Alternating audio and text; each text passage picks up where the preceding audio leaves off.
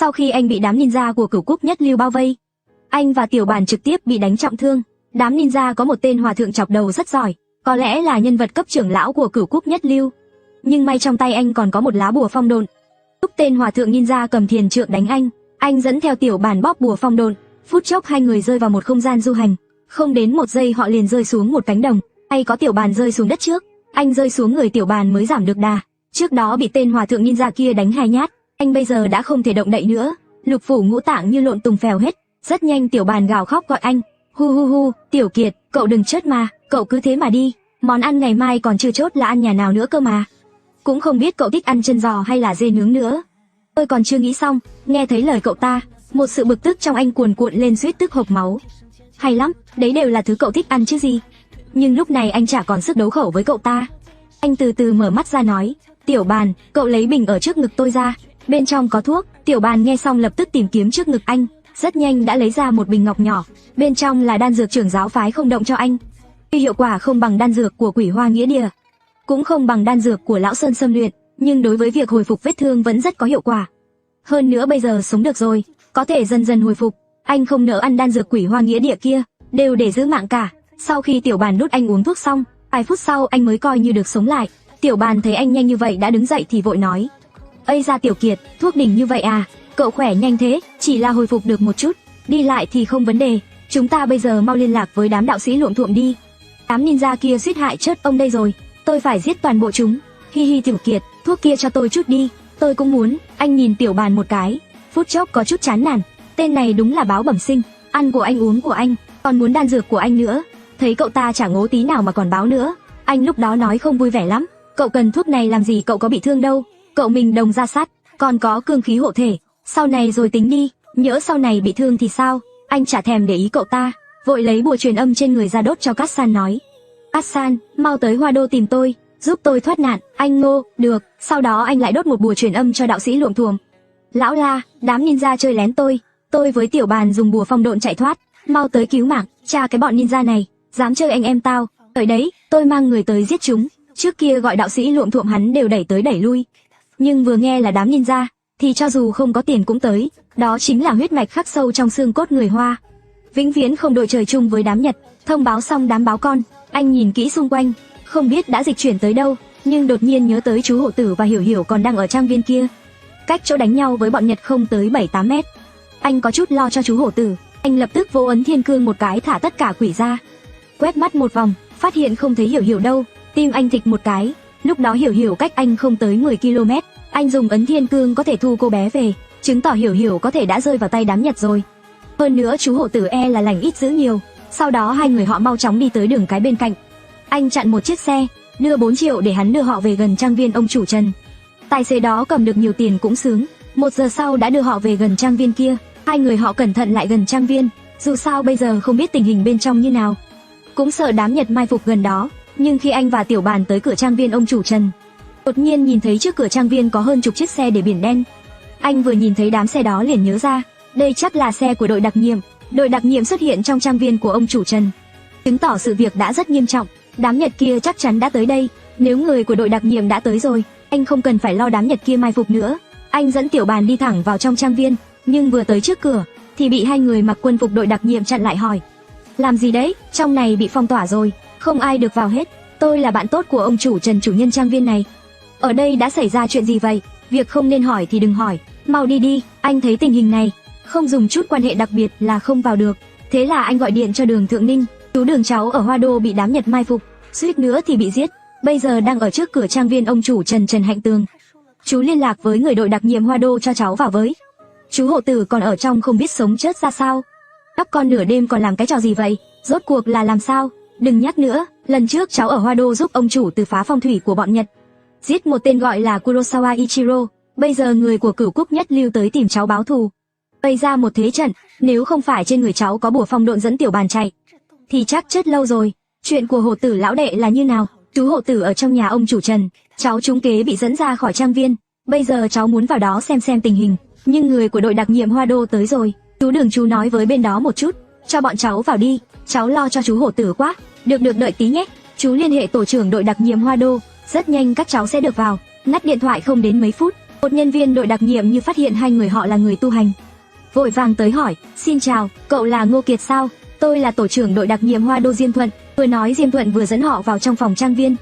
Nhưng trên đường nhìn thấy khắp nơi đều là vết máu bắn và vải trắng che thi thể. Lòng anh bất giác sợ hãi, chú hộ tử chú chắc chắn đừng có chuyện gì. Nếu chú gặp chuyện, có thế nào cháu cũng phải chạy tới đảo quốc băm bọn Nhật kia thành trăm mảnh. Lúc này Tiểu Bàn thấy sự thay đổi của anh thì vội nói. Tiểu Kiệt bình tĩnh, nói không chừng chú hộ tử chỉ là rơi vào tay bọn Nhật thôi. Vẫn sống thì sao? Lúc này anh mới hồi phục tâm trạng và hỏi. Tổ trưởng Diêm, tôi có thể xem thi thể dưới vải trắng không? Tôi có người thân 2 giờ trước cũng ở trong trang viên này. Ngô thiếu gia mời tự nhiên, những người này đều bị bọn Nhật giết rất tàn ác, hầu hết là một đao chí mạng, nhưng anh vẫn sợ không chấp nhận được, đành nói với Tiểu Bàn, cậu giúp tôi xem, tôi không làm được. Nói xong Tiểu Bàn rất nhanh đã vén từng tấm vải trắng lên, nhưng rất nhanh đã gọi anh, Tiểu Kiệt, ở đây không có chú hộ tử. Phút chốc sắc mặt anh mới trở về bình thường, anh đi qua kiểm tra một lượt, phát hiện chú hộ tử và ông chủ Trần đều không có. Lúc này Diêm Thuận kia vội hỏi, Tô thiếu gia, cậu biết ở đây rốt cuộc xảy ra chuyện gì không? Bây giờ có đội đặc nhiệm rồi, cùng họ đối phó với đám Nhật kia mới có khả năng thắng. Sau đó anh kể sơ lược mọi chuyện cho tổ trưởng Diêm Thuận. Nghe xong Diêm Thuận cũng rất phẫn nộ mắng, đám Nhật này đúng là ngày càng quá đáng, thế mà lại dám vượt biên giết người, còn tưởng Hoa Hạ như mấy chục năm trước, có thể để chúng tự do làm loạn chắc. Ngô thiếu gia yên tâm, chúng tôi nhất định sẽ bắt bọn giặc Nhật này. Khi anh và Diêm Thuận đang nói chuyện này, đột nhiên một người đội đặc nhiệm từ trong biệt thự chạy vội ra, có chút kích động nói, tổ trưởng Diêm, chúng tôi phát hiện một mật thất trong biệt thự, bây giờ không mở ra được, bên trong chắc có người. Nghe thấy vậy anh rất kinh ngạc, rất nhanh mấy người họ liền tới trước cửa mật thất, lại phát hiện mật thất này lại có cửa sắt dày nửa mét. Cửa sắt dày như này cho dù dùng thuốc nổ, một chốc một lát cũng không thể mở được. Chẳng lẽ chú hộ tử và ông chủ Trần trốn ở đây sao? Anh thấy vậy thì vội hét vào trong, ông chủ Trần, ông có ở trong đó không? Tôi là Ngô Kiệt, bây giờ an toàn rồi, ông ra ngoài đi. Anh hét lên 2 lần, cánh cửa sắt vang lên một tiếng két, rồi nhanh chóng mở ra. Sau đó anh thấy ông chủ Trần kinh hãi nói, giết người rồi, thật nhiều người chết. Ông chủ Trần, đừng hoảng sợ, cho chúng tôi biết đã xảy ra chuyện gì. Chú hộ tử không trốn vào trong với ông sao? Một lúc sau, ông Trần mới bình tĩnh lại, chậm rãi nói, Ngô thiếu gia, sau khi cậu đi, tôi sợ ở một mình, nên chạy đến sảnh tầng 1, vừa xuống không được bao lâu, đã nghe thấy tiếng động ngoài sân. Tôi nhìn ra bên ngoài, thì thấy một nhóm người đeo mặt nạ quỷ xông vào. Tôi thấy họ trông không phải người tốt, bèn vội vã mở cửa phòng tối trống vào. Trong phòng tối camera, có thể nhìn thấy tình hình của cả trang viên. Tôi suýt bị dọa chết luôn rồi. Mật thất của ông có thể nhìn thấy tình hình bên ngoài. Vậy chúng tôi có thể xem camera được không? Được chứ, toàn bộ camera của trang viên đều có thể thấy trong mật thất. Do trong mật thất toàn là đồ sưu tầm của ông chủ Trần, nên chỉ cho anh và đội trưởng Diêm Thuận vào kiểm tra. Anh vừa nhìn đã biết chú hổ tử đi đâu. Chẳng mấy chốc ông chủ Trần đã mở bản ghi hình của camera, thì thấy khoảng 10 mấy người đeo mặt nạ xông vào trang viên. Đám ninja đó được đào tạo bài bản, thấy người nào giết người đó, trực tiếp giết chết ông chú canh cửa và người hầu một cách tàn nhẫn. Chú hộ tử nghe tiếng động thì cũng rút dao ra. Bọn ninja đó dường như là người tu hành. Khi chú hộ tử bị một tên ninja nhào tới, tên đó thình lình cảm thấy như bị điện giật run rẩy lùi lại. Chẳng mấy chốc, cái đầu của hắn đã lăn xuống. Anh thấy cảnh này thì biết người ra tay là Hiểu Hiểu mà anh thả ra. Nhưng trong camera không có bóng dáng của Hiểu Hiểu, dù gì cô ấy cũng là quỷ. Cảnh này nháy mắt dọa ông chủ Trần và Diêm Thuận giật mình. Nhưng anh không nói gì mà tiếp tục xem. Kế tiếp đám ninja còn lại đồng loạt nhào tới giết chú hộ tử. Và lại có một tên ninja hình như biết sự tồn tại của Hiểu Hiểu, còn ném 2 lá bùa đen ra nữa. Chẳng bao mấy chốc, Hiểu Hiểu đã không chống cự nổi. Chú hộ tử cũng trực tiếp bị đánh bất tỉnh dưới đất. Nhưng đám ninja đó hình như không giết chú ấy, mà bắt chú ấy và Hiểu Hiểu đi theo. Toàn bộ quá trình chỉ mất hơn 10 phút. Họ không giết chú hộ tử, cũng không có đánh cho Hiểu Hiểu hồn bay phách tán. Mục đích hẳn là dùng họ để đe dọa anh. Sau khi xem toàn bộ camera, Diêm Thuận quay lại nhìn anh, hỏi, Ngô thiếu gia, người bị đám ninja đó bắt đi, chắc là rất quan trọng với cậu. Không sai, đó là chú hộ tử của tôi. Nhìn tôi lớn lên từ nhỏ, bọn cửu quốc nhất lưu này đã bắt cóc chú ấy, nhất định là muốn uy hiếp tôi nghe lời. Yên tâm, Ngô thiếu gia, đám ninja này mở khuê danh đường ở Hoa Đô chúng ta. Còn giết nhiều người như vậy, đội đặc nhiệm chúng tôi sẽ không tiếc công sức bắt đám ninja đó để mạng lại nơi này. Đội trưởng Diêm, hôm nay vài người bạn của tôi sẽ tới, họ đều là những cao thủ lợi hại. Bọn ninja của cửu quốc nhất lưu này cũng không phải dạng vừa. Hai bên chúng ta hợp lực tiêu diệt đám ninja này. Ông thấy sao? Ngô thiếu gia, yên tâm, cục trưởng Đường đã ra lệnh cho chúng tôi, đội đặc nhiệm Hoa Đô chúng tôi sẽ hết sức hợp tác với cậu. Bắt đám ninja đó, có sự giúp đỡ của đội đặc nhiệm, chuyện này sẽ dễ giải quyết hơn nhiều. Dám đụng chú hộ tử, việc này đã chạm tới giới hạn của anh rồi. Ai đụng thì giết kẻ đó, dù có ra sao, anh cũng sẽ không để đám ninja này sống sót rời khỏi đây. Mọi người bàn chuyện xong thì trời đã gần sáng. Đội đặc nhiệm đem đi toàn bộ thi thể. Ông chủ Trần không dám ở lại trang viên này nữa, Anh khuyên ông ta nên ở lại với đội đặc nhiệm, trốn qua mấy ngày này rồi tính. Hơn nữa anh lo ông chủ Trần cấu kết với đám ninja đó, nên để đội đặc nhiệm trông chừng ông ta, đề phòng hành tung của họ bị tiết lộ. Sau đó, anh và Tiểu Bàn bắt taxi ra ngoại ô. Sau khi chắc chắn không có ai theo dõi, họ mới đặt một khách sạn để nghỉ ngơi. Vết thương của anh vẫn chưa lành hẳn, đoán chừng 2 ngày này đám ninja sẽ gửi tin nhắn trao đổi chú hổ tử cho anh. Đợi anh tỉnh lại thì phát hiện Cát San đã ở bên cạnh mình, làm anh xém sợ chết khiếp. Tiểu Bàn lại ngáy khò khò, hoàn toàn không biết Cát San xuất hiện. Cát San thấy mặt anh hơi tái bèn vội hỏi, anh Ngô, anh bị thương rất nặng đấy. Tôi vẫn ổn, chắc tới tối là có thể lành khá khá. Người của Cửu Quốc Nhất Lưu muốn giết tôi, bây giờ chú hổ tử và Hiểu Hiểu đang ở trong tay họ. Có lẽ là không lâu đâu, họ sẽ liên lạc với tôi. Đừng lo lắng, có tôi ở đây, tôi sẽ giúp anh giết chúng. Không chừa tên nào. Ngay khi họ đang trò chuyện, chuông cửa chợt vang lên. Cát San nhanh chóng mở cửa. Lúc này, anh nhìn thấy đạo sĩ Luộm Thuộm dẫn Chỉ Lãng tới. Ngô lão lục, lúc nói chuyện với tôi thì nửa sống nửa chết, chẳng phải vẫn tung tăng nhảy nhót đó sao? Ê, đây chẳng phải Tiểu Bàn sao? Tiểu Bàn xuống núi rồi à? Lão La, anh không biết, tối qua Tiểu Bàn và tôi suýt chết rồi. Nếu không có bùa phong độn, chẳng qua đám người họ nói chuyện díu dít, lại không hề đánh thức Tiểu Bàn. Đạo sĩ Luộm Thuộm thấy vậy vội vàng vỗ bụng cậu ta rồi kêu, Tiểu Bàn, ăn cơm nè. Hả, ăn gì, ăn gì? Có vậy mới đánh thức được Tiểu Bàn.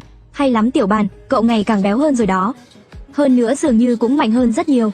Tiểu Bàn quả thực rất mạnh. Đêm qua bọn anh bị đám ninja bao vây, Tiểu béo có thể đương đầu với hơn chục cao thủ ninja, còn không có bị thương gì. Ngô lão lục, bây giờ tình hình như thế nào? Chú hổ tử và Hiểu Hiểu bị bọn ninja bắt, với lại bọn chúng có một con yêu quái trông giống nhện nhện, nhưng đầu lại giống mặt người. Trước đây tôi từng nghe sư phụ nói, ở Nhật có một loại yêu quái, là loại yêu quái biến từ nhện thành người, biết quyến rũ đàn ông, ban ngày là mỹ nữ, trông như một cô gái khoảng mười mấy hoặc 20 tuổi. Ban đêm sẽ lộ nguyên hình là nhện, miệng có thể phun ra khói xanh, hút máu người. Vào ngày thứ 3 sau khi người đàn ông bị dụ dỗ, sẽ bị nó lấy đầu rồi ăn thịt. Là một con yêu quái rất nguy hiểm, nhưng con yêu quái này rất sợ lửa. Có tôi ở đây thì khỏi lo, pháp khí trên người tôi đều có thuộc tính hỏa, có thể tiêu diệt con yêu quái này, bồi bổ cơ thể cho vợ chúng ta. Khi họ đang phân tích, đột nhiên một tin nhắn được gửi đến điện thoại của anh. Anh vừa nhìn đã nhận ra đó là chú hổ tử gửi. Trong đó chỉ có một dòng chữ ngắn gọn: 10 giờ tối Thiên Long Câu tới một mình, nếu không thì nhặt xác. Anh hơi do dự rồi gửi một tin nhắn trả lời: tôi muốn xác định chú hổ tử an toàn trước, để chú ấy nói chuyện với tôi. Sau khi gửi tin nhắn, họ đợi một lúc nhưng không nhận được phản hồi. Thế là anh đã gọi điện, xin lỗi số bạn gọi không còn hoạt động, nhưng phát hiện đối phương đã tắt máy. Đám ninja này to gan thật, còn lâu mới đến 10 giờ tối, từ lúc cho họ thời gian chuẩn bị đầy đủ. Mọi người đừng lơ là cảnh giác, chúng làm như vậy hẳn là cũng chuẩn bị kỹ lưỡng rồi, có thể nắm chắc giết được Tiểu Kiệt. Chúng ta phải mưu tính thật kỹ mới được. Mục tiêu của chúng ta là giải cứu chú hổ tử, vậy nên không thể để lộ sơ hở. Đám ninja rất quỷ quyệt, xung quanh Thiên Long Câu nhất định có không ít trinh sát. Một khi có gió thổi cỏ lay, chúng sẽ rút lui trước, vậy nên đội đặc nhiệm không thể có bất cứ hành động gì trước. Nếu để chúng phát hiện người của đội đặc nhiệm, phỏng chừng chú hổ tử sẽ toi mạng. Nói như thế, đội đặc nhiệm không có ích gì cho chúng ta. Không, đội đặc nhiệm vô cùng có ích. Người của đội đặc nhiệm có thể mở rộng phạm vi bao vây, bí mật phong tỏa toàn bộ Thiên Long Câu. Nếu tiến vào Thiên Long Câu thì vẫn phải dựa vào mấy người chúng ta. Nếu chúng ta cứu chú hổ tử ra, đó là lúc họ sẽ có ích, trực tiếp thu hẹp phạm vi bao vây, tiêu diệt sạch sẽ đám ninja. Anh Ngô, đám ninja này rốt cuộc có bao nhiêu người? Tôi cũng không rõ lắm. Lúc đó con yêu quái kia dẫn tôi và Tiểu Bàn tới một ngọn núi hoang dã. Ngoài người mai phục chúng tôi là hòa thượng ninja, còn có mười mấy ninja đeo mặt nạ ác quỷ. Ngoài ra còn có khoảng mười mấy ninja Nhật, trong đó ninja hòa thượng có tu vi rất cao. Đối phó tôi và Tiểu Bàn rất dễ dàng, chỉ cần cầm chân hắn được. Những tên còn lại hẳn là không rắc rối lắm. Để tôi chia nhóm, 7 người chúng ta chia thành 2 nhóm. 3 người tôi, Cát San và Ngô lão lục một nhóm. Cát San ẩn nấp trong hư không, tôi dùng bùa tàng hình để theo sát Ngô lão lục.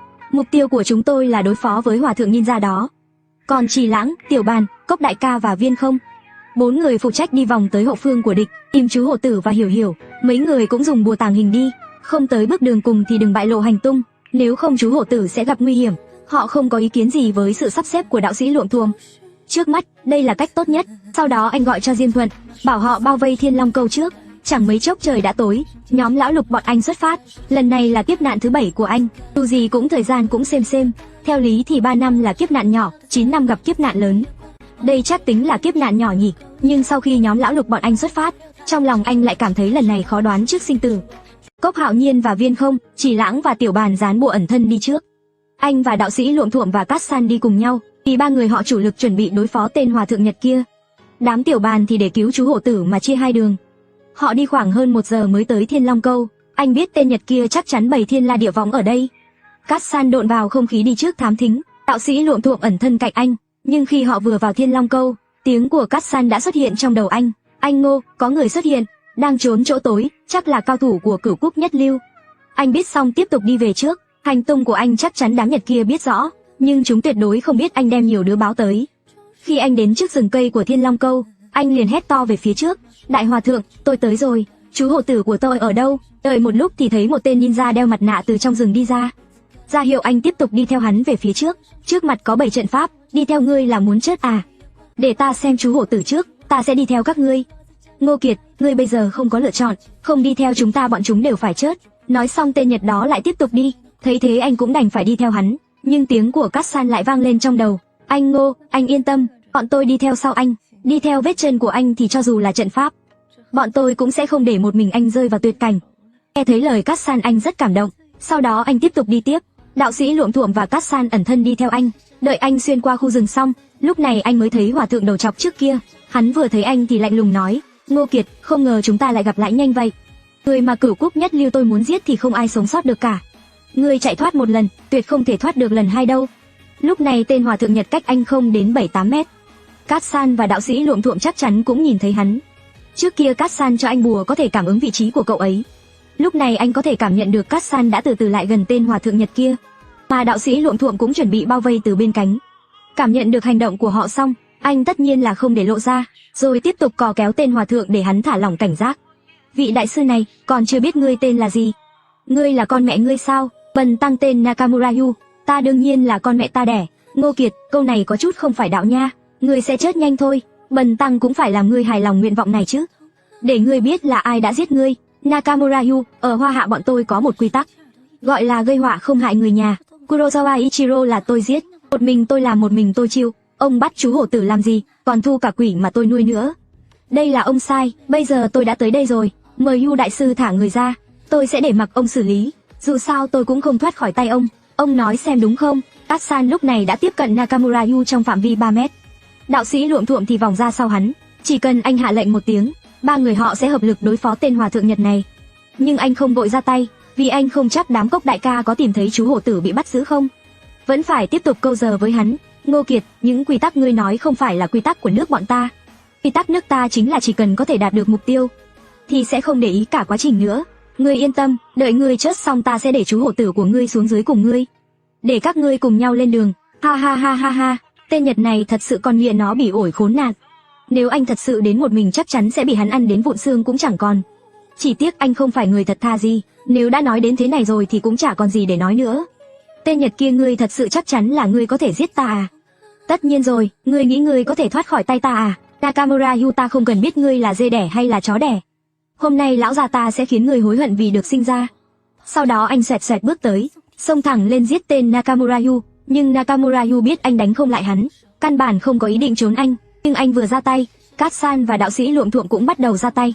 Cát San trực tiếp đâm một nhát về phía Nakamura Yu, đạo sĩ Luộm Thuộm cũng từ sau lưng hắn phun lửa ra, khiến hắn muốn trốn cũng không được, nhưng tu vi của tên đó vẫn rất cao thâm, thời khắc quan trọng đã trốn đi, cả người bao trùm sương khói. Sau đó Cát San đâm vào cánh tay hắn một nhát kiếm, tay sau tên hòa thượng nhanh chóng đánh một chưởng về phía Cát San. May là Cát San phản ứng kịp thời, trực tiếp độn vào không khí, mà lửa của đạo sĩ Luộm Thuộm bị khói trên người hắn nhanh chóng ép xuống. Hắn gầm lên một tiếng tức giận, Ngô Kiệt, ngươi lại dám mang người tới đây, ngươi không giữ lời hứa. Anh không hiểu tên này móc đâu ra thể diện nói hai chữ lời hứa, mất liêm sỉ hơn ai hết còn đòi đi nói người ta. Thấy thế anh trực tiếp bắn dao tay áo về phía hắn. Anh biết hắn có thể né được dao tay áo, đây chẳng qua là để phân tán sự chú ý của hắn. Đồng thời đạo sĩ Luộm Thuộm bên cạnh trực tiếp gọi chuông Đông Hoàng. Khi hắn né dao tay áo của anh, chuông Đông Hoàng trực tiếp lao lên, hắn dùng tay đỡ nhưng vẫn bị đá bay mười mấy mét. Đến chuông Đông Hoàng cũng dám dùng tay không đỡ thì cũng đỉnh đấy. Sau đó Cát San tiếp tục đánh lén để không cho hắn cơ hội thở. Nhưng hòa thượng Nhật kia ngã xuống lập tức chắp tay, phút chốc bên người cuồn cuộn khói bụi, thế là Cát San muốn đánh lén cũng không tìm thấy bóng dáng hắn đâu. Hơn nữa khói bụi chỗ đó ngày càng nhiều, anh vội vàng gọi, Cát San, lão La cẩn thận, pháp trận ở đó khởi động rồi. Thấy thế anh cũng vội lấy cờ ngũ hành ra, dùng tốc độ cực nhanh để bày ra trận trong trận. Lúc này đạo sĩ Luộm Thuộm và Cát San đã chui vào trận trong trận của anh. Tiểu Kiệt, tên hòa thượng đó chạy đi đâu rồi? Chắc là không xa chúng ta đâu, nhưng trận pháp này tôi còn không biết là trận gì nên không dễ hành động. Lúc họ đang bàn bạc, tiếng tên kia cũng truyền tới. Ngô Kiệt, nếu ngươi đã không giữ lời như thế, đừng trách ta ra tay ác độc, hôm nay không chỉ các ngươi phải chết, đám quỷ kia ta cũng phải đánh ra hồn bay phách lạc.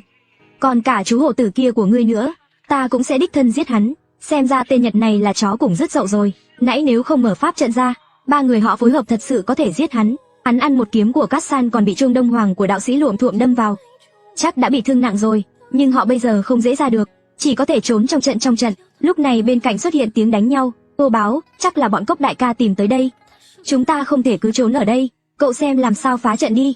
Tôi vẫn chưa hiểu đây là trận gì. Trận pháp tên Nhật này khắp nơi đều là cương phong, đến cây xung quanh cũng gọt sạch, nhưng một lúc sau cương phong đã dừng lại, tiếp đó xung quanh đột nhiên rơi tuyết xuống, nhiệt độ đột nhiên hạ xuống mười mấy độ. Nếu không có trận trong trận đỡ cho, họ đã bị chớt cóng lâu rồi. Qua mấy phút tuyết lại hết, tiếp sau lại là một đống lửa lớn, trực tiếp cháy vây xung quanh bọn họ. Lửa cháy xong lại mưa, nhưng mưa này không phải mưa bình thường, nó trực tiếp làm mòn viên đá trên mặt đất. Đây chắc là mưa axit. Lần lượt diễn ra một lượt xong cương phong kia lại nổi lên, cứ lặp đi lặp lại như vĩnh viễn sẽ không dừng lại. Nhưng anh hình như có chút hiểu ra. Cát San, lão La, tên này bày pháp trận này giống thập quyết u sát trận của Hoa Hạ chúng ta, nhưng tôi thấy ở đây chỉ có ngũ quyết, lần lượt là trận phong hống, trận liệt diễm, trận bàn băng, trận kim quang và trận hóa huyết. 5 loại trận pháp tuyệt sát hòa cùng vào nhau, tuần hoàn lặp đi lặp lại, chỉ cần có ai bị nhốt trong đó, tuyệt đối không có khả năng sống sót. Nên mới gọi là ngũ quyết u sát trận. Tên Nhật này ác thật, nếu không phải chúng ta có cờ ngũ hành, lúc này chắc đến vụn xương cũng không thấy đâu. Ngô báo, phái như nào? Đừng có vội, tôi tự sẽ có cách. Thập quyết u sát trận sư phụ tôi đã dạy cách giải, chứ đừng nói là ngũ quyết u sát trận bản đơn giản hóa này. Sau đó anh ném cờ ngũ hành lần lượt ra phía xa một chút, rồi không ngừng di chuyển vị trí cờ, trận trong trận của họ cũng di chuyển theo, chỉ cần tìm thấy mắt trận là có thể phá giải. Sau vài phút anh đã tìm thấy chỗ mắt trận, trực tiếp dùng kiếm thắng tà đào đất lên. Rất nhanh anh đã thấy một hộp gỗ, nhưng sau khi anh mở ra thì phát hiện một pháp khí và một viên đá màu đen. Viên đá màu đen kia phút chốc thu hút sự chú ý của anh, vì anh cảm giác viên đá đen đó ẩn giấu một năng lượng rất lớn. Nhưng giây sau nguy hiểm chí mạng lại ập tới. Đạo sĩ Luộm Thuộm cũng như cảm nhận được, rồi vội dùng tay cầm lên. Tay của cậu ta còn chưa đưa tới nơi đã bị anh đánh ra. Cậu chán sống rồi à? Không sợ trên này có cơ quan hay độc gì à? Nghe anh nói như vậy đạo sĩ Luộm Thuộm mới có chút không tình nguyện rút tay về. Sau đó anh vội cho viên đá đó trực tiếp nhét vào trong gương long hổ. Thấy động tác này của anh đạo sĩ Luộm Thuộm hận đến ngứa răng.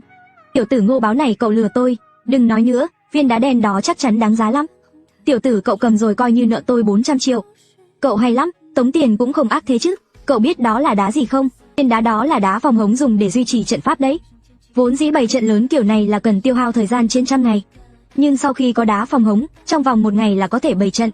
Cậu cầm cũng không có tác dụng gì. Tôi thấy Cốc đại ca luôn đi theo chúng ta, cũng chả kiếm được thứ gì tốt. Khi đá phòng hống này luyện xong gắn lên trên kiếm pháp của anh ấy, nói không chừng còn phát huy được uy lực to lớn. Cậu cũng khá tốt đấy nhỉ. Cho Cốc đại ca tất nhiên tôi không ý kiến rồi, chỉ cần không rơi vào trong túi tiền của cậu là được.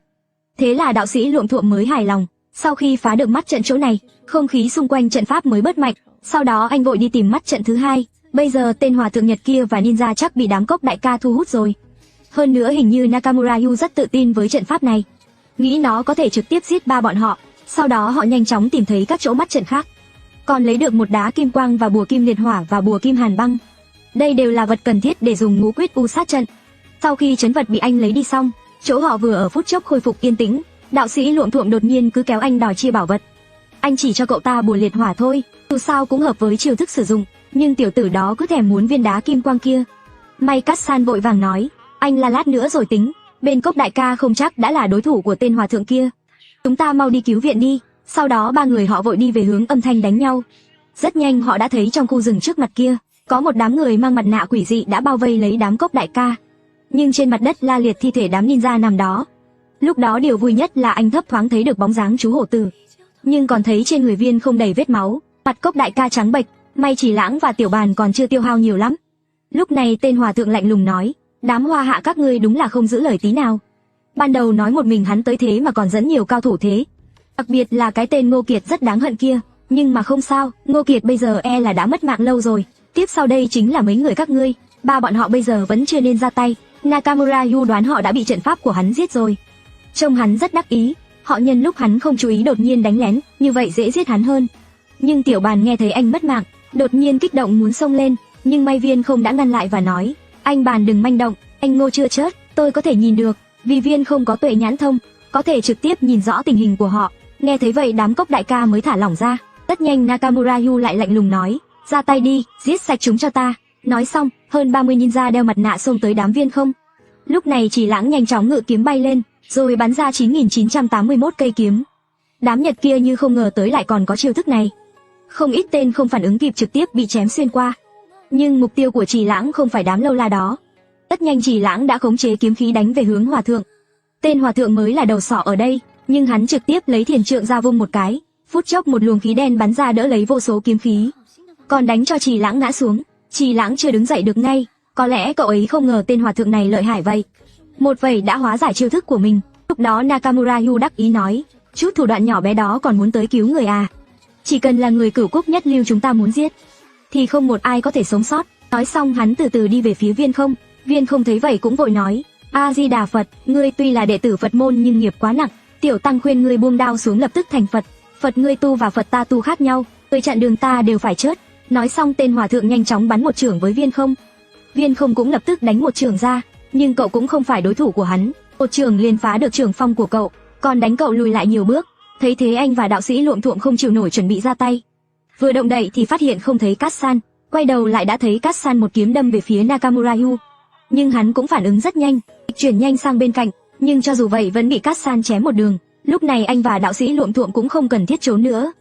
Hai người trực tiếp xông ra, vừa xuất hiện tên Hòa Thượng đã thấy họ, hắn ngạc nhiên và hỏi, sao các ngươi vẫn còn sống? Thằng Nhật kia thủ đoạn phong thủy các ngươi học để bày trận, đều là tổ tông Hoa Hạ bọn ta chơi thừa ra để lại đấy. Chỉ là một ngũ quyết u sát trận thôi, muốn nhốt được ông đây á, còn lâu mới dễ thế nhé, mau đưa đầu ra đây để ông chém một nhát. Đạo sĩ Luộm Thuộm nói xong trực tiếp bắn một ngọn lửa về phía tên Hòa Thượng, nhưng hắn chỉ vẩy tay đã trực tiếp dập lửa của đạo sĩ Luộm Thuộm. Nhưng lúc này Tiểu Bàn và Cốc Đại Ca cũng chuẩn bị xông tới. Tuy mỗi người họ đều không phải đối thủ của hắn, nhưng 7 đứa báo con bọn họ cũng có thế khiến hắn sợ hãi một chút. Lúc này Cát San xử lý đám lâu la kia trước, một đao một người, không đến 1 phút đám ninja còn sót lại toàn bộ ngã xuống. Rất nhanh Cát San nói to, anh Ngô anh La, chúng ta cùng nhau xử lý tên Hòa Thượng kia đi. Nói xong họ đồng thời xông lên, nhưng lúc này trong rừng bên cạnh rung lên một chút, 1 giây sau con nhện khổng lồ kia lại xuất hiện. Thấy thế đạo sĩ Luộm Thuộm đơ ra rồi nói, hay lắm, đúng là một con đại yêu đấy. Thứ đó vừa xuất hiện đã ngăn đám Cốc Đại Ca lại, nhưng họ không biết dùng lửa. Bên này anh và đạo sĩ Luộm Thuộm khắc chế được con nhện đó. Thấy vậy đạo sĩ Luộm Thuộm để anh và Cát San đi chiến với tên Hòa Thượng, cậu ta đi giúp xử lý con nhện kia. Hơn nữa đồng thời trong khu rừng đột nhiên lại mọc ra một đám ninja không ngừng vây lấy đám Cốc Đại Ca. Thấy thế anh cũng thả đám quỷ ấn thiên cương ra ngoài giúp đỡ. Bây giờ chú hổ tử đã được cứu ra rồi, anh trực tiếp gọi điện cho Diêm Thuận của đội đặc nhiệm nói, tổ trưởng Diêm, thu lưới thôi. Nói xong anh nhấc kiếm thắng tà lên sông về phía Nakamura Yu. Tên Hòa Thượng thấy anh ý chí báo thù mạnh mẽ, liền trực tiếp lấy thiền trượng sau lưng ra đánh về phía anh. Anh biết tên này tu vi trên cơ anh nhiều, chắc chắn là đỡ không nổi cú này. Anh vội né sang trái phải, nhưng hắn cũng không ngừng đuổi theo. Anh hết cách đành dùng kiếm thắng tà đỡ. Phút chốc anh bị đánh bay 10 mấy mét. Rất nhanh hắn cũng xuất hiện bồi thêm một đao, nhưng vào giây phút then chốt, Cát San đột nhiên từ sau lưng hắn chém một đường. Nhân lúc này anh nhanh chóng né ra xa mấy mét. Lần này lập tức khiến hắn tức giận, gầm lên với không khí, ngươi có giỏi thì ra đây, đừng có mà trốn nữa, có dám đánh với ta không? Nhưng mặc kệ hắn kêu gào thế nào, Cát San cũng không xuất hiện. Giây sau hắn làm một hành động khiến anh rất khó hiểu. Hắn lại vung thiền trượng lên nhanh chóng chạy sang bên cạnh. Hỏng rồi, tên này muốn chạy trốn, mau đuổi theo. Cát San đột nhiên xuất hiện cạnh anh hô lên một tiếng xong, liền xông về hướng tên Hòa Thượng chạy đuổi theo. Lúc này anh bất giác có chút buồn phiền. Tuy Cát San có sức uy hiếp rất lớn với hắn, nhưng tên này đối phó với anh thì chắc không vấn đề. Tại sao hắn phải chạy? Nhưng nhìn thấy Cát San đuổi theo, anh cũng không dám chậm trễ vội chạy theo Cát San. Sau khi đuổi theo một đoạn anh phát hiện một vấn đề kỳ lạ. Hướng tên Hòa Thượng chạy trốn lại là nơi hắn trước đó bày ngũ quyết u sát trận. Nhìn thấy chỗ này anh lo có bẫy, bèn lớn tiếng nhắc nhở Cát San, Cát San đừng đuổi nữa. Sau khi anh hét ra câu đó đột nhiên cạnh Cát San xuất hiện một bóng dáng. Hắn vung thiền trượng trong tay lên trực tiếp đập xuống Cát San. Cát San cũng giật mình nhảy lên lấy kiếm đỡ nhưng vẫn bị đánh bay 10 mấy mét. Đánh xong Cát San hắn đột nhiên xông về phía anh, lúc cách anh cỡ 10 mét hắn tự nhiên dừng lại, dùng thiền trượng đập xuống đất. Phút chốc không khí cuồn cuộn, chỗ sau lưng anh chưa tới 2 mét, một tấm màn cương khí mọc lên. Khi anh quay đầu lại nhìn, Cát San đã bị cách ly ngoài trận pháp. Thấy cảnh này anh cuối cùng cũng hiểu là chuyện gì rồi. Tên Hòa Thượng đó ở đây không chỉ bày ra một trận pháp, còn có một trận pháp ẩn giấu ở đây nữa. Hắn dụ anh và Cát San tới đây chính là muốn dùng trận pháp nhốt họ lại. Nói đúng ra là muốn nhốt một mình anh, nhưng anh thật sự đánh không lại tên Hòa Thượng này mà. Cát San bị tách ly ra ngoài, giờ chỉ còn anh và tên Nhật ở trong. Ở ngoài, San liên tục dùng pháp kiếm chém vào hàng rào ma pháp, nhưng đều tốn công vô ích. Anh chỉ có thể dùng tay ra hiệu cho Cát San hỗ trợ đám Chỉ Lãng. Trận pháp này không thể phá vỡ từ bên ngoài. Lần đầu tiên anh thấy Cát San tuyệt vọng, mặc dù cho anh thời gian thì có thể phá vỡ trận pháp này, nhưng Nakamura Yu chắc chắn sẽ không cho anh cơ hội đó. Hắn nhìn chằm chằm anh, lạnh lùng nói, Ngô Kiệt, trận pháp này được chuẩn bị dành riêng cho cậu, có lẽ cậu có thể phá vỡ nó, nhưng tôi sẽ không cho cậu cơ hội đâu. Hơn nữa cậu cũng không thể thoát khỏi trận pháp này, dù cậu có lấy ra lá bùa phong độn ngày hôm qua, cũng không có cách nào thoát khỏi đây. Tôi khuyên cậu nên tự kết liễu, bởi vì tôi giết cậu, thì cậu sẽ chết trong đau đớn. Hiện tại anh không còn lựa chọn nào khác, chỉ đành liều mạng với Hòa thượng Nhật Bản. Ông chắc có thể giết được tôi như vậy à? Anh vừa nói vừa lấy ra tăng linh phù mà ông Trương đưa cho, trực tiếp vỗ lên ngực mình. Tăng linh phù nhanh chóng hóa thành luồng sáng vàng, biến mất trong nháy mắt. Chẳng mấy chốc, một chùm sáng vàng bao bọc lấy anh. Anh cảm nhận rõ ràng tu vi của mình tức khắc tăng lên gấp mấy lần. Tuy nhiên, tăng linh phù chỉ có tác dụng trong vài giờ, vậy nên anh phải giết Hòa thượng Nhật Bản đó trong vài giờ này. Tên Hòa thượng Nhật Bản nhìn thấy ánh sáng vàng tỏa ra từ cơ thể anh thì hơi lưỡng lự. Ngô Kiệt, cậu đúng là lắm trò thật, nhưng vô ích thôi, tối nay cậu nhất định phải để mạng lại đây. Hòa thượng Nhật Bản vừa nói vừa quăng thiền trượng về phía anh. Anh thấy vậy cũng dùng kiếm thắng tả chống đỡ. Khoảnh khắc vũ khí chạm nhau, anh vẫn có thể cảm nhận được sức mạnh to lớn từ cây thiền trượng của đối phương. Cơ thể anh rõ ràng trao đảo lùi về sau. Thấy vậy, anh lại kích hoạt yêu lực của hồ ly 8 đuôi. Sau đó trực tiếp tung ra 3 nhát kiếm, kế tiếp là lóe người chém về phía Hòa thượng Nhật Bản lần nữa. Tuy hắn đã đón đỡ kiếm khí của anh ngay lập tức, nhưng anh không thèm quan tâm gì nữa, liên tục đánh chém cây thiền trượng của Hòa thượng Nhật Bản. Ngày xưa có Vương Bát Quyền đánh chết sư phụ, hiện tại có Ngô Kiệt anh dùng kiếm Vương Bát chém chết bọn Nhật. Hòa thượng Nhật Bản lập tức lùi lại chục bước mới đứng vững. Lúc này, Nakamura Yu bắt đầu nghi hoặc, nhưng lúc này, bên ngoài liên tục vang lên tiếng hét thảm của đám ninja Nhật. Chỉ cần Hòa thượng Nhật Bản rời đi, bọn lâu la kia hoàn toàn không đủ để nhóm lão lục tụ anh giết. Nakamura Yu thấy vậy cũng sốt ruột, trực tiếp cắm thiền trượng xuống đất rồi niệm chú. Đột nhiên một luồng khói đen mạnh mẽ bao bọc lấy anh. Anh nháy mắt hơi hoảng sợ, trước đây hình như từng có người dùng chiêu này, giống như một ma khí. Chẳng lẽ thần linh mà Hòa thượng Nhật Bản này thờ là một ma thần? Liệu hắn có thể mượn sức mạnh của ma thần không? Giống như cao thủ của Hắc Thủy Thánh Linh giáo, có thể áp chế ma khí của ma vương. Nếu là như vậy thật thì anh thảm rồi. Với tu vi của anh, sao có thể đối kháng với ma vật được? Sau khi ma khí của cao thủ Nhật lan ra toàn thân, anh cảm thấy cơ thể hắn trở nên rất lớn, toàn bộ cơ thể dường như đang bốc cháy trong ngọn lửa xanh. Một giây sau, hắn giơ thiền trượng đánh về phía anh. Dù trong lòng anh có điểm không lành, nhưng vẫn nâng kiếm thắng tà, chạy về phía anh ta mà không hề sợ hãi. Sau đó lại là tiếng vũ khí vang lên, cả người anh trực tiếp bay ra ngoài, nhưng lại va phải hàng rào của trận pháp mà ngã xuống. Anh lập tức nằm trên mặt đất nôn ra vài ngụm máu. Anh biết kế tiếp mình có thể sẽ chết, chung quy mỗi lần độ kiếp đều không dễ dàng, dù không phải là kiếp nạn lớn 9 năm một lần, nhưng vẫn có thể mất mạng. Bây giờ không ai có thể giúp anh. Trước đây ông già từng nói, trong kiếp nạn này, anh chỉ có thể dựa vào chính mình. Dù ông ấy có ở bên cạnh cũng không thể can thiệp. Thấy vậy, anh lấy ra một viên đan dược được luyện chế từ sâm núi rồi ăn vào. Trong chốc lát, cơ thể anh hồi phục nhanh chóng. Mệnh ta do ta không do trời, dù sống hay chết, anh cũng phải kéo theo người khác chôn cùng. Sau đó anh dốc hết sức lao về phía Hòa thượng Nhật Bản, liều mạng chiến đấu lần nữa. Lần này họ đánh được 10 mấy chiêu, nhưng mỗi đòn đánh từ cây thiền trượng của hắn khiến máu trong người anh chấn động. Sau đó anh lại bị đánh bay lần nữa, đập vào rào chắn và rơi xuống lần nữa. Lúc này anh cảm thấy mình không thể trụ được nữa, nhưng anh vẫn còn một chiêu bất đắc dĩ cuối cùng, đó là bùa sấm sét mà Chu Nhất Dương đưa cho anh. Sở dĩ anh không dám dùng chung là vì sức mạnh của lá bùa sấm sét này quá lớn. Trận pháp do Hòa thượng Nhật Bản bày bố chỉ nằm trong bán kính hơn 10 mét. Một khi anh dùng lá bùa sấm sét cực mạnh này, không chỉ Hòa thượng Nhật Bản sẽ chết, mà chắc anh cũng không sống nổi. Anh tưởng mình có nhiều thủ đoạn thì vẫn có thể có một đường sống. Bây giờ xem ra là anh nghĩ nhiều rồi, nếu đã không sống được, vậy thì cùng chết thôi. Nghĩ đến đây, anh giơ tay lên, sau đó tung tất cả lá bùa trong tay áo về phía Hòa thượng Nhật Bản. Do hiện tại tu vi của anh đã tăng gấp mấy lần, nên uy lực của bùa chú trong tay áo cũng tăng lên rất nhiều. Hòa thượng Nhật Bản đó không dễ gì ngăn cản được đâu. Đồng thời, anh kích hoạt luyện huyết châu trong cơ thể. Lúc này, Hòa thượng Nhật Bản đã chặn những lá bùa trong tay áo anh, nhưng vẫn bị đánh bay. Thấy vậy, anh trực tiếp lóe người xuất hiện phía sau hắn, rồi ôm chặt lấy hắn. Trong nháy mắt, luyện huyết châu nhanh chóng quấn quanh hắn. Sau đó trên người anh nổi lên một lá bùa sấm sét màu tím. Anh niệm nhanh một câu thần chú, thần sấm năm hướng, ta biết tên người, tiếng gọi sắp tới, mau chóng đánh xuống.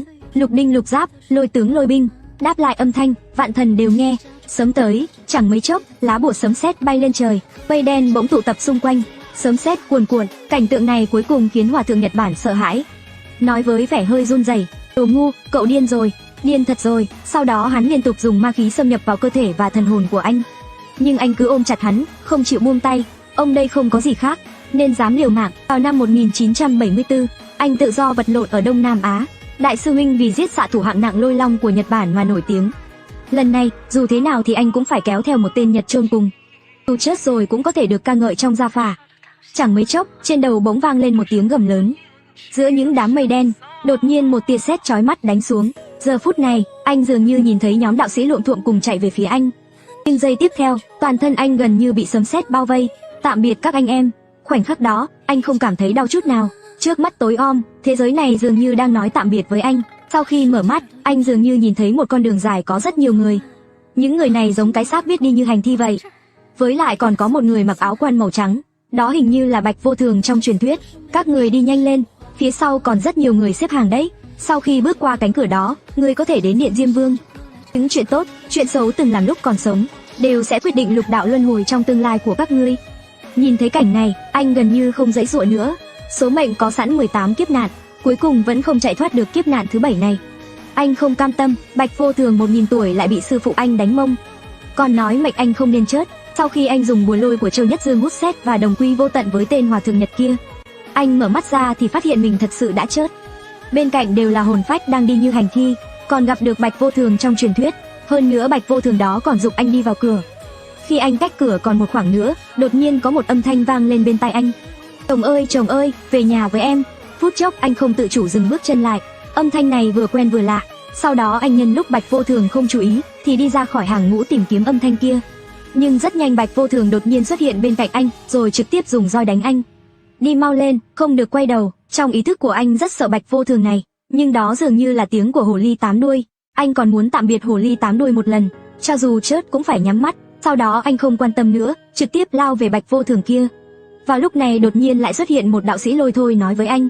Tiểu Kiệt, đi theo ta dẫn con về dương gian. Nhìn thấy người đó anh càng có cảm giác quen thuộc, nhưng trong ý thức thì không nhớ ra là ai. Nhưng lúc ông ấy đang lôi kéo anh, Bạch Vô Thường muốn cùng ông ấy tranh chấp. Thấy vậy lão đạo sĩ trực tiếp tức giận, lấy que liễu ra đánh lên người Bạch Vô Thường. Que liễu đánh quỷ là có thể đánh đến hồn bay phách tán. Phút chốc Bạch Vô Thường đó sợ chạy mất dép, nhưng anh vẫn có chút nghi ngờ hỏi.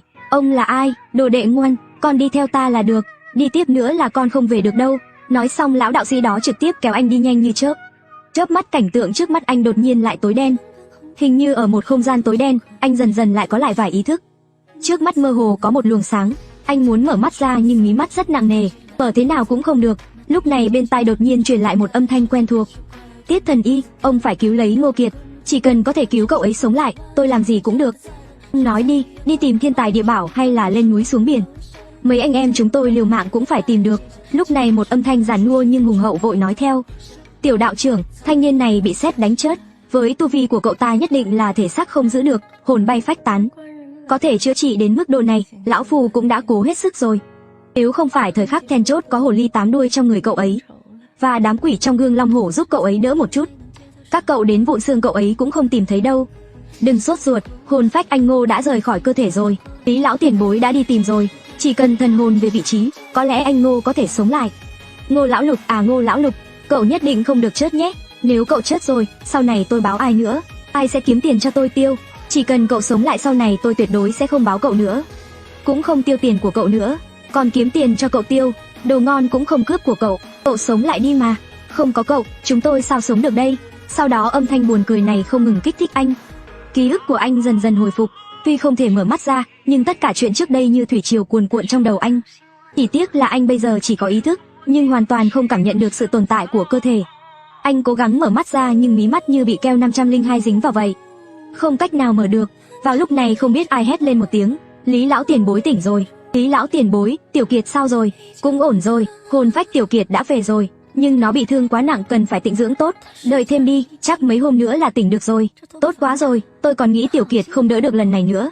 Đại ngạn không chết chắc chắn có hậu phúc, ít nhất còn có thể cố 3 năm. Anh nghe thấy họ đang nói chuyện, nhưng đột nhiên một cơn mệt mỏi điên cuồng tới. Anh đột nhiên thấy rất buồn ngủ, rồi họ nói cái gì anh đều không nghe thấy nữa. Sau đó không biết qua bao lâu anh như luôn nằm mơ.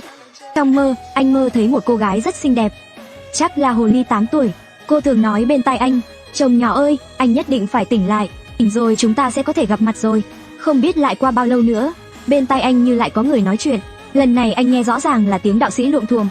Ai ra, cháy khét lẹt rồi, hay là cắt đi nhé. Trì Văn sư huynh, tôi thấy vẫn ổn, không thì để lại đi. Không được, đã cháy khét lẹt như này rồi, chắc là không được rồi. Nghe đến đây anh giật mình thon thót, họ rốt cuộc đang nói gì vậy? Đạo sĩ Luộm Thuộm nói cháy khét rồi phải cắt đi, không lẽ là muốn cắt của anh? Không được, thế thì không được, anh còn chưa lấy vợ đẻ con nữa. Lúc này anh thấy trên người mình truyền tới một luồng khí lạnh lẽo. Anh phát hiện cơ thể mình lại dần dần có cảm giác. Anh có lẽ là bị dọa sợ rồi, trước đây còn không mở nổi mắt ra mà lập tức lại mở ra được. Anh bèn hét lên, đừng mà, đừng cắt, giữ lại cho tôi. Nghe thấy tiếng anh, đạo sĩ Luộm Thuộm phút chốc ngạc nhiên kêu lên. Trì Lãng, ai đang nói đấy, là Ngô lão lục à? Trì Văn sư huynh, hình như là anh Ngô. Lúc này anh dùng sức dần dần mở mắt ra. Không lâu sau anh đã nhìn rõ người trước mặt, nhưng thấy đạo sĩ Luộm Thuộm và Trì Lãng đứng bên cạnh anh. Tay đạo sĩ Luộm Thuộm còn cầm một xiên thịt nướng cháy. Lúc này anh mới hiểu ra, vừa nãy đạo sĩ Luộm Thuộm và Trì Lãng lại đang thảo luận chuyện nướng thịt. Chắc là nướng cháy rồi, anh còn tưởng là cắt của anh, mà lúc này còn có một ông già lạ mặt đang đắp thuốc cho anh. Thấy vậy anh từ từ nói, tôi đang ở đâu? Cốc đại ca vội vàng kích động nói, Tiểu Kiệt, cuối cùng cậu cũng tỉnh rồi, bây giờ đang ở hiệu thuốc Tiết Gia Hồng Cốc ở Lô Đìa. Là Cát San kiên trì muốn bọn tôi đưa cậu tới đây mới cứu cậu sống lại đấy. Lúc này ông già lạ mặt kia vội vàng nói, đừng nói nhiều quá với cậu ấy vừa sống lại xong cần phải nghỉ ngơi cho tốt. Thế Tiểu Kiệt, cậu nghỉ ngơi đi, bọn tôi mai lại tới thăm cậu. Trước khi đi, đạo sĩ Luộm Thuộm vội nói, Ngô lão lục, tôi nói với cậu một chuyện, đời này người tôi bội phục không nhiều, Ngô lão lục cậu trong lòng tôi tuyệt đối là một người như thế. Hôm đó, khoảnh khắc cậu ôm tên hòa thượng Nhật đó để dẫn xét và muốn cùng hắn đồng cam vô tận, quả thật là quá đẹp trai. Từ nay trở đi cậu chính là đại ca của tôi. Hi hi hi, thường thôi mà. Nói thật, đạo sĩ Luộm Thuộm khen vậy làm anh coi như được cảm nhận cảm giác của Bát Gia rồi. Thật là khiến anh thầm sướng, nhưng lời sau đó lại suýt chút khiến anh tức chết đi. Ngô lão lục, tôi tưởng độ kiếp chắc chắn không phải lôi kiếp, không thể mỗi lần đều bị sét đánh được, nhưng sự thật chứng minh thật sự không phải lôi kiếp. Nhưng ông trời cũng không ngờ tiểu tử cậu mà điên lên đến bản thân cũng đánh sét, tự dùng sét đánh mình thành cái bộ dạng như này. Từ xưa đến nay tuyệt đối không tìm được người thứ hai. Phút chốc anh tức đến cả người run rẩy, mắt mũi tối sầm. Ông lão đang thoa thuốc cho anh cũng quay đầu lại lườm đạo sĩ Luộm Thuộm một cái. Cái thằng nhóc con nhà cậu, hết chuyện nên vẽ chuyện cho ta nữa. Người mà ta khó lắm mới cứu được, cậu định lại cho cậu ấy tức chết hay gì? Cút sang bên đi. Nói xong cái tên đạo sĩ Luộm Thuộm kia mới ỉu xìu lượn đi. Qua một lúc sau lại có một ông lão tới hỏi, đại ca, sao rồi, có ổn không? Hồi phục tốt chứ? Thật sự không ngờ tới bị sét đánh thành như này còn có thể sống lại được. Quả ứng là kỳ tích. Cậu ta trước khi tới đây hình như đã ăn một viên đan dược Quỷ Hoa Nghĩa Địa luyện ra, nên giữ được hơi thở cuối cùng, rồi được đưa kịp thời tới đây, nên mới không đến nỗi bị mất mạng. Không thì có là Đại La Kim Tiên cũng không cứu nổi. Anh nghe xong vội cảm kích nói, hai vị là thần y của hiệu thuốc Tiết Gia đúng không ạ? Cảm tạ ơn cứu mạng của hai vị, cậu sống lại được chính là lời cảm ơn tốt nhất với bọn tôi rồi. Nhưng lúc này anh phát hiện toàn thân mình bị bó vào, gỡ vải băng ở đùi ra lại thấy đen thùi lùi. Anh phút chốc có chút buồn bã hỏi, hai vị lão gia, sau này tôi khỏi rồi, có phải toàn thân đều là sẹo không? Tiểu tử thối, cậu cũng khá đỏm dáng đấy, sống được là tốt rồi, còn để ý có để lại sẹo không? Không phải, tôi còn rất trẻ, còn chưa cưới vợ nữa. Nếu mà bị hủy dung, sau này sợ vợ không muốn nhìn thấy tôi. Tiểu tử nhà cậu coi như là may mắn, là thằng nhóc Cát San đưa tới đây đấy. Nó đưa cậu tới đây xong thì dập đầu với hai bọn ta, xin bọn ta nhất định phải cứu sống cậu. Nếu không phải nó xin bọn ta thì với người chắc chắn chết như cậu, bọn ta còn lâu mới tốn sức cứu. Lúc tới đây thi thể cậu đã lạnh rồi, có là Quỷ Hoa Nghĩa Địa cũng không có tác dụng, còn cả sư phụ cậu cứ nhất định xuống Cửu U để kéo thần hồn cậu trở lại. Cậu sống lại được quả đúng là kỳ tích. Còn về vấn đề cậu có sẹp cũng không cần lo. Nhớ năm đó tiểu tử Cát Vũ trưởng giáo phái Mao Sơn đưa tới một viên Long Đan Vạn Niên Châu, vẫn còn lại một ít bột thuốc, lúc này lấy ra một chút dùng lên người cậu. Long Đan Vạn Niên Châu đó là báu vật hiếm có tác dụng tẩy da chết mọc da mới, giữ tuổi thanh xuân. Dùng không lâu sau cơ thể cậu có thể hồi phục như cũ. Nhưng do anh bị thương quá nặng, tác dụng của Long Đan Vạn Niên Châu kia phần lớn đều giúp anh phục hồi tổn thương cơ thể, nên công dụng giữ tuổi thanh xuân sẽ không quá rõ ràng, chỉ là sẽ trông trẻ hơn nhiều so với người cùng tuổi. Ví dụ anh sống tới 50 tuổi sẽ trông như người khoảng 30 tuổi, sống tới 80 tuổi sẽ giống như người 40-50 tuổi. Sau khi hai vị lão gia dặn dò, 2 ngày này không có ai tới làm phiền anh nghỉ ngơi. Phần lớn thời gian anh đều ngủ sâu. Vào tối hôm thứ 3, anh cảm thấy cơ thể ngứa ngáy khó chịu, nóng bức, khó chịu đến mức anh trực tiếp tỉnh dậy. Sau khi tỉnh lại mới phát hiện không chỉ cơ thể có cảm giác, hơn nữa chỗ đóng vảy trên người cũng bắt đầu bong ra, có cảm giác giống như thoát xác sống lại. Nhưng quá trình này rất ngứa, anh chỉ có thể gọi to hai vị lão gia tới giúp đỡ. Lão gia, hai vị lão gia có đó không? Nhưng gọi một lúc không thấy ai trả lời. Lúc này trán anh chiếu một tia sáng ra hóa thành một hình người. Đó chính là hồ ly 8 đuôi anh luôn tâm tâm niệm niệm. Cô vừa thấy anh liền vội hỏi, chồng ơi, chồng sao đấy? Vợ ơi, sao vợ đột nhiên có thể hóa thành hình người vậy? Trước kia nghe lão già kia nói vợ không phải còn đỡ hộ anh một đòn sét à? Mấy người bạn kia của anh đã bắt sống đại yêu cô dâu Lạc. Đó là đại yêu rất lợi hại, dưới sự giúp đỡ của sư phụ anh, vợ đã nuốt cô dâu Lạc vào bụng. Mấy hôm này anh hôn mê, vợ tiêu hóa một phần yêu lực của cô dâu Lạc đó, nên mới có thể khôi phục thành như này, nhưng cũng chỉ có thể biến thành hình người thời gian ngắn. Nghe thấy vậy anh phút chốc thảm thiết kêu lên, ai ra, vợ ơi anh đau quá à, chồng ơi, anh làm sao vậy, vợ ơi, anh cần thuốc tê nhân tạo. Thuốc tê nhân tạo là cái gì? Chính là vợ dùng môi chạm vào môi chồng. Khi anh nói xong, lúc này đột nhiên bên ngoài cửa sổ truyền tới âm thanh chua loét. Ai ra, ta cũng muốn thuốc tê nhân tạo, thế thì sẽ hết đau rồi. Vừa dứt lời, bên ngoài còn có mấy người cùng nhau cười to ha ha. Nghe thấy tiếng cười hồ ly 8 đuôi đỏ bừng mặt trực tiếp trốn lại vào trán anh. Lúc này tên đạo sĩ luộm thuộm mới đi tới nháy nháy mắt nói, Ngô lão Lục, không ngờ đấy, trên dưới người cậu không chỗ nào là ổn mà còn có sức đi trêu hồ ly 8 đuôi nữa. Có câu nói như nào nhỉ? Đàn ông tới chớt vẫn là thiếu niên. Có phải câu này không chỉ Văn sư huynh? Đúng đúng đúng, Ngô lão Lục, sau này chắc chắn không phải bị sét đánh chớt.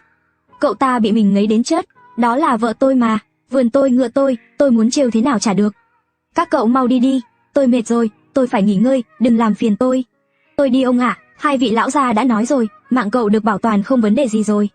2 hôm nay bắt đầu bong vải rồi, thêm mấy hôm nữa là có thể xuống đất đi lại rồi.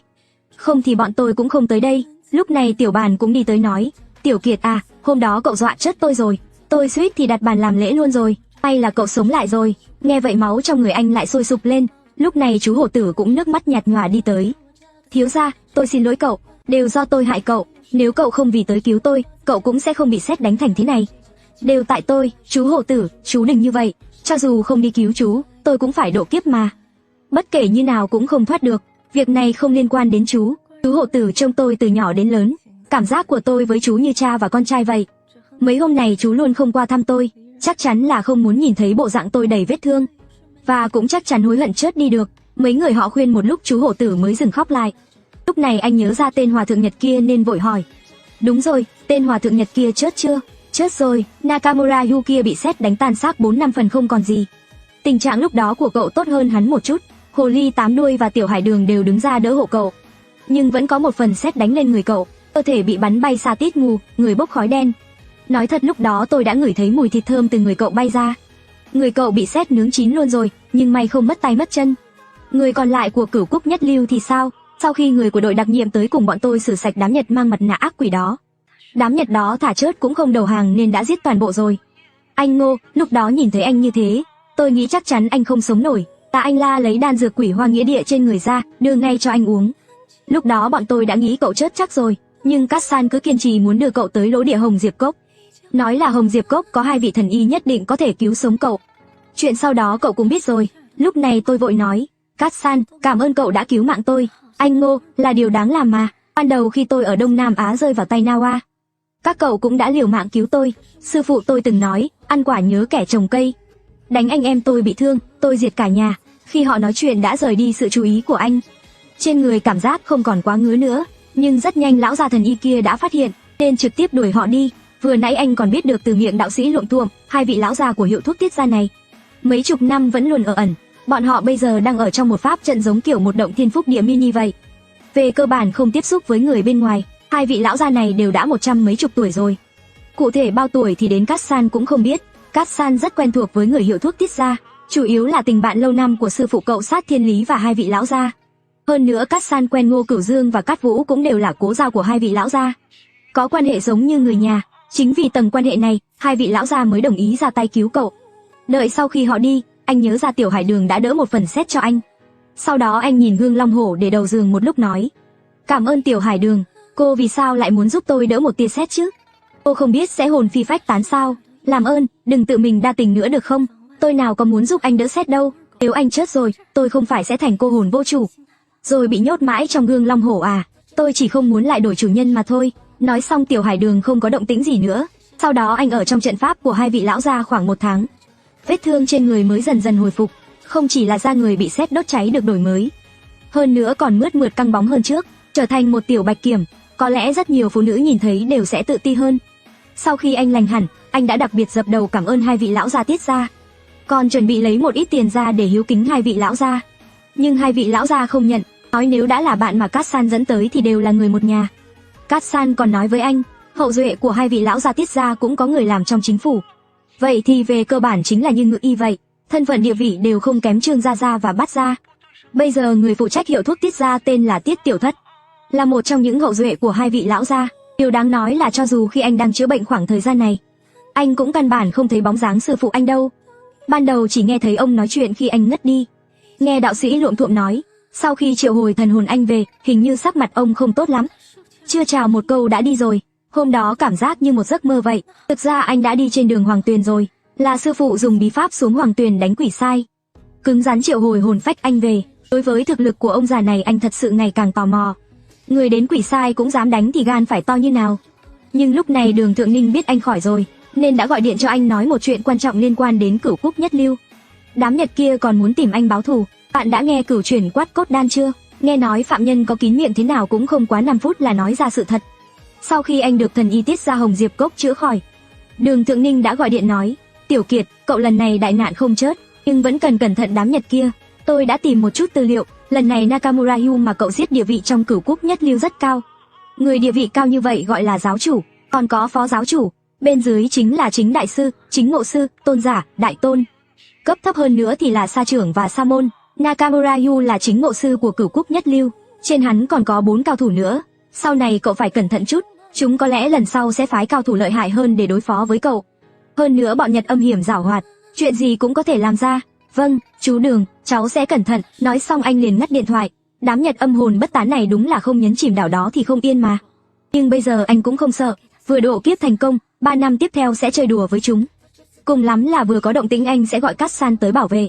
Sau đó anh còn gọi điện cho Diêm Thuận của Hoa Đô, hỏi thăm một chút tình hình ông chủ Trần. Nhưng Diêm Thuận lại nói Trần Hạnh Tường nhiều ngày rồi gần như không liên lạc với bọn Nhật, cũng không có gì bất thường. Xem ra ông chủ Trần không liên quan đến chuyện mai phục anh lần này, chỉ là bị Cửu Quốc Nhất Lưu lợi dụng thôi. Chỉ có thể nói bọn Nhật quỷ kế nhiều. Hắn lợi dụng mối quan hệ của ông chủ Từ và ông chủ Trần rồi thông báo anh tới. Nếu họ động vào ông chủ Từ, anh chắc chắn sẽ nghi ngờ bọn Nhật gây bất lợi cho ông chủ Hứa. Nhưng ông chủ Hứa giới thiệu cho anh một mối làm ăn khác, anh sẽ thả lỏng cảnh giác, như vậy mới có thể vào bẫy đối phương. Sau này anh phải cảnh giác hơn, không được để bọn Nhật tính kế lần nữa. Khi anh ngắt điện thoại với Diêm Thuận chưa lâu lại nhận được cuộc gọi của ông chủ Trần. Ngô thiếu gia, tôi nghe anh Diêm nói cậu bị thương khá nghiêm trọng. Bây giờ không sao rồi chứ? Không sao rồi, bây giờ đã hồi phục kha khá rồi. Ông chủ Trần, việc của ông đúng là suýt chút lấy mạng tôi rồi. Nhưng ông yên tâm, sau này nhà ông yên bình rồi, sẽ không có thứ ô uế nào tới quấy nhiễu đâu. Được, đa tạ Ngô thiếu gia. Cậu yên tâm, tôi chắc chắn sẽ không bạc đãi cậu. Sau khi ông chủ Trần hàn huyên với anh vài câu liền cúp máy. Chưa đến nửa giờ sau, chú hộ tử vui vẻ nhảy múa chạy về phía anh nói, thiếu gia, vừa nãy đã nhận được 30 tỷ rồi. Là ông chủ Trần chuyển khoản. Tôi biết rồi, 30 tỷ này chú cất kỹ vào nhé, nhất định không để người khác lấy. Thiếu gia yên tâm, lần này kể cả là bắt trộm tôi đi, cũng không thể trộm tiền dưỡng lão của tôi. Nhưng anh vẫn thấy không yên tâm, mỗi lần chú hộ tử nói như vậy sẽ luôn có bất ngờ xảy ra. Nhưng anh ở hiệu thuốc Tiết gia ở thêm 7 ngày, vẫn không đợi được sư phụ anh quay lại. Thời gian này anh em cũng ở hiệu thuốc Tiết gia mấy tháng. Thấy anh khỏi rồi đều nói muốn từ biệt. Thấy vậy Tiết Tiểu Thất cũng không giữ nữa, nhưng trước khi họ đi thì cho mỗi người 2 bình thuốc nhỏ, màu trắng và màu đen, lần lượt là đan dược bổ khí huyết khôi phục linh lực và Cửu Chuyển Quát Cốt Đan. Cửu Chuyển Quát Cốt Đan kia nói là dùng để hỏi ép cung. Lúc này đạo sĩ Luộm Thuộm nghi ngờ hỏi, vậy thuốc này dùng kiểu gì? Anh La, nói với anh thế này nhé, anh không phải thích tìm kết sắt nhà người ta sao? Nếu gặp người kín miệng sống chết cũng không nói, anh cho hắn ăn một viên đan dược này, đảm bảo không đến 3 phút sau sẽ nói sạch sành xanh. Ha ha ha, thứ tốt như thế này à? Đây quả thật là đan dược tốt để đi du lịch cướp nhà và đen ăn đen. Nói xong đạo sĩ Luộm Thuộm trực tiếp cho vào túi bát bảo. Qua kiếp nạn này xong cũng đến lúc anh phải về nhà rồi. Vừa khéo ở lỗ địa nên anh liền mời mọi người tới nhà anh chơi. Ngô lão Lục, lần này bọn tôi nhiều người như vậy thì không về cùng cậu nữa.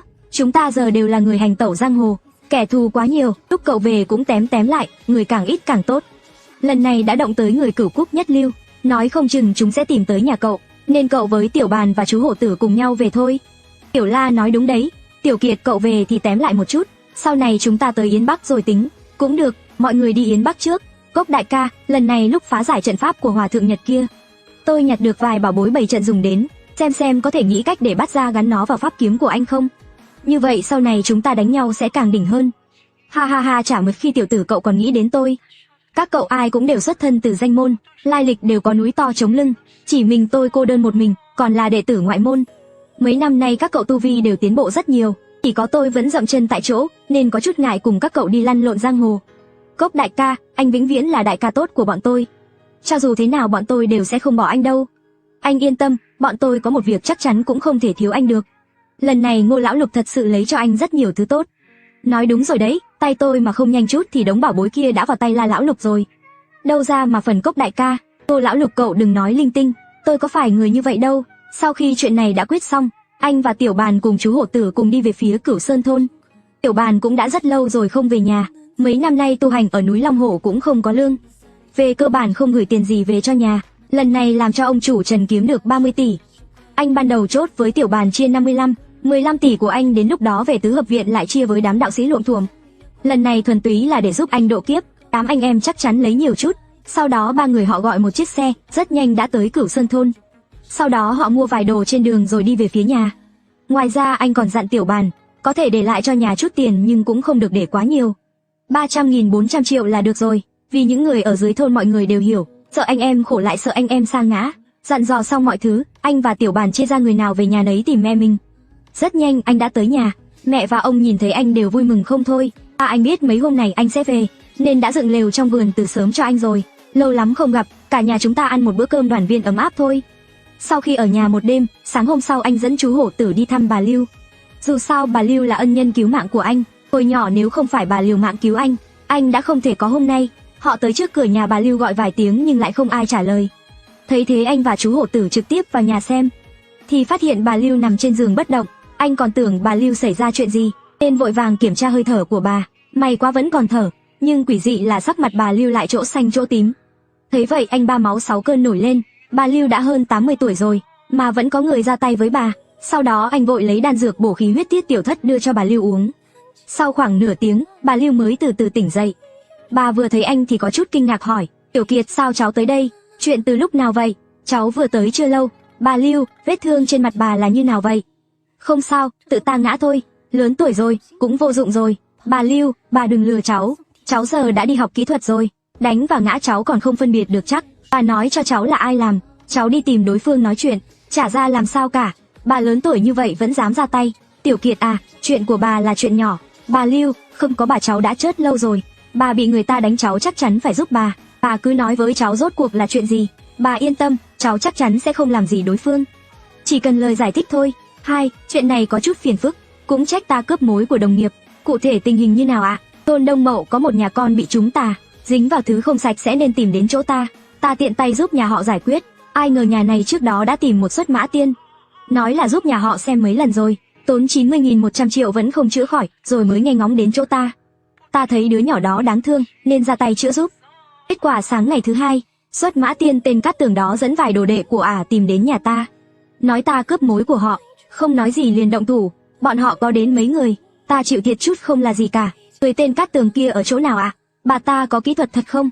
Ta từng nghe nói về người này, nhà bà ta cũng có đường khẩu, không chỉ là xuất mã tiên còn biết đi âm để quỷ giúp giải quyết vấn đề. Ta còn nghe nói người đàn bà tên Cát Tường kia đã giữ lại người chồng đã mất của mình, chuyên giúp bản thân giải quyết các vấn đề, mỗi lần thu tiền đều rất nhiều. Nói như thế bà ta vốn dĩ có thể một lần chữa xong còn dây ra nhiều lần như vậy, rõ ràng chính là để lừa tiền rồi. Bà Lưu bà yên tâm, món nợ này con giúp bà đòi lại.